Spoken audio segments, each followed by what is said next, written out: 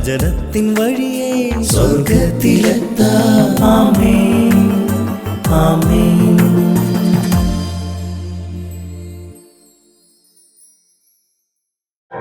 യേശുവിന്റെ പ്രിയപ്പെട്ട കുഞ്ഞ്, യാക്കോബിന്റെ ലേഖനം 4-ാം അധ്യായം 14-15 വാക്യങ്ങൾ. നാളത്തെ ജീവിതം എങ്ങനെയുള്ളതാകുമെന്ന് നിനക്കറിഞ്ഞുകൂടാ. അല്പസമയത്തേക്ക് പ്രത്യക്ഷപ്പെട്ടിട്ട് പിന്നെ മറയുന്ന മൂടൽ മഞ്ഞാണ് നീയും ഞാനും. നമ്മൾ എന്താണ് പറയേണ്ടത്?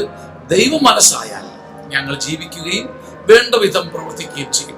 ബാക്കി ഒന്നും നമുക്കൊരു അഷ്വറൻസ് അല്ല. നാളത്തെ ജീവിതത്തെ കുറിച്ച് നീ സ്വയം പ്ലാൻ ചെയ്യരുത്. ചില മനുഷ്യരുണ്ട്, നാളുകളെ കുറിച്ച് പ്ലാൻ ചെയ്ത് സ്വന്തം പ്രാപ്തി അഭിമാനിക്കും.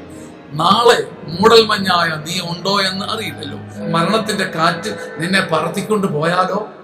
അതുകൊണ്ട് ദൈവത്തിൽ ആശ്രയിച്ച് നമുക്കിങ്ങനെ പറയാം, ദൈവം മനസ്സ് വെച്ചാൽ നാളെ ഞാൻ ജീവിക്കും, വേണ്ട വിധം പ്രവർത്തിക്കും. അങ്ങനെ ദൈവത്തിന്റെ മനസ്സ് നൽകുന്ന ഒരു പ്രോപ്പർ ശക്തി നിന്റെ മേലെ വരട്ടെ. ആമേൻ, ആമേൻ, ആമേൻ.